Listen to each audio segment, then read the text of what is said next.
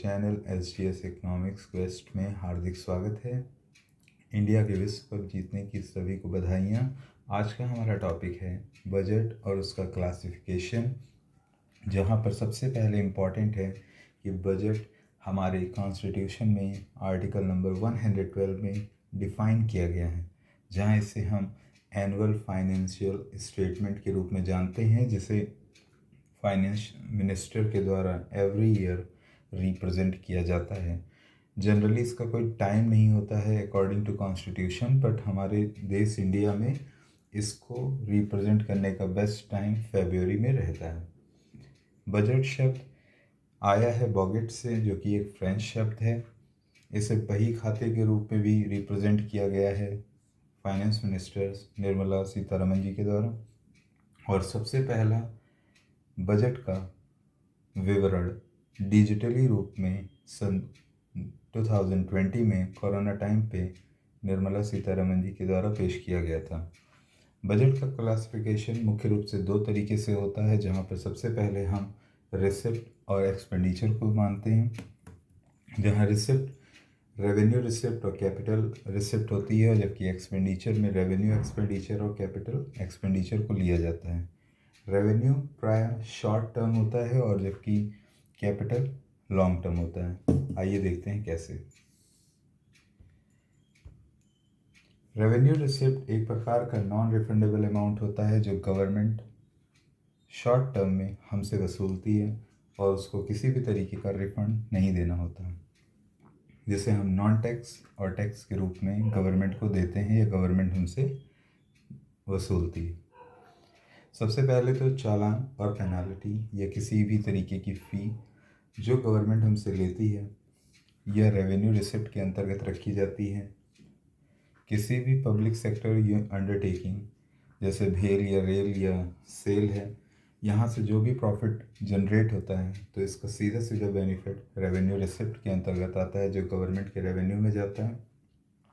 साथ ही जब गवर्नमेंट अपना शेयर किसी जगह पे लेती है और वहाँ से बेनिफिट प्राप्त करती है, डिविडेंड कहलाता है, और ये भी रेवेन्यू रिसिप्ट के अंतर्गत आता है। किसी भी लावारिस प्रॉपर्टी या बेनाम प्रॉपर्टी, किसी की अचानक से डेथ हो जाने के कारण अगर कोई भी प्रॉपर्टी किसी अदर के नाम नहीं होती है, गवर्नमेंट उसे इंक्रोच करती है, तो ऐसी कंडीशन में जो प्रॉपर्टी है वो गवर्नमेंट की रेवेन्यू रिसिप्ट के अंतर इन चीट प्रॉपर्टी के रूप में लिखी जाती है। नेक्स्ट है, अगर गवर्नमेंट किसी भी कंट्री को लोन देती है और उसमें इंटरेस्ट वसूलती है, तो वो भी रेवेन्यू रिसिप्ट के अंतर्गत आता है। अगर कोई कंट्री बहुत अच्छा काम करती है, उस कंडीशन में उसे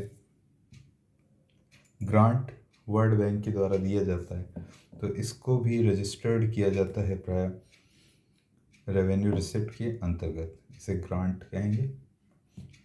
जो टैक्सेस हैं, डायरेक्ट और इनडायरेक्ट टैक्सेस, यह भी रेवेन्यू रिसिप्ट के अंतर्गत आते हैं। अब हम देखेंगे कैपिटल रिसिप्ट। कैपिटल रिसिप्ट मुख्य रूप से किसी भी कंट्री के लिए जब वह लोन लेती है या किसी तरीके का उधार लेती है या अपनी कंपनी में किसी भी तरीके के शेयर्स को बेचती है, तो ऐसी कंडीशन में इसे डिसइन्वेस्टमेंट के रूप में देखा जाता है, जहाँ पर इधर इंक्रीज इन लायबिलिटी, या तो कर्जा बढ़ रहा है, या तो डिक्रीज इन एसेट, या तो एसेट्स हमारे कम हो रहे हैं, तो ऐसी कंडीशन लॉन्ग टर्म में ली जाती है। इसे कैपिटल रिसिप्ट के अंतर्गत रखा जाता है। अगर इंडिया अगर अपनी प्रॉपर्टीज़ को प्राइवेट में सेल करती है, जिसे डिसइन्वेस्टमेंट बोलते हैं, तो ऐसी कंडीशन को प्राय लेते हैं डिसइन्वेस्टमेंट के अंतर्गत। या कोई लोन रिसीव करती है किसी अदर कंट्री से, तो ऐसी कंडीशन भी नोट की जाती है कैपिटल रिसिप्ट के अंतर्गत। अब हम देखेंगे नेक्स्ट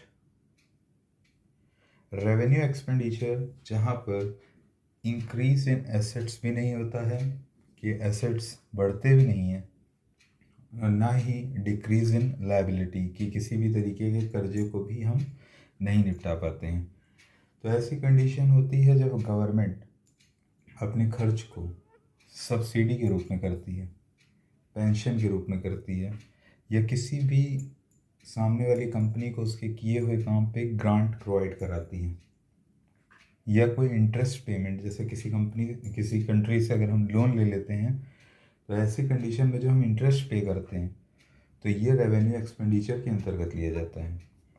और जबकि कैपिटल एक्सपेंडिचर जहाँ ईदर एसेट इंक्रीज, जहाँ पे एसेट्स इंक्रीज होते हैं और लायबिलिटी भी रिड्यूस होती है, जैसे जब गवर्नमेंट किसी रोड का निर्माण करती है, किसी एसेट्स का क्रिएशन करती है, तो ऐसे में क्या होता है कि वो टोल के द्वारा पैसे को प्राप्त करती है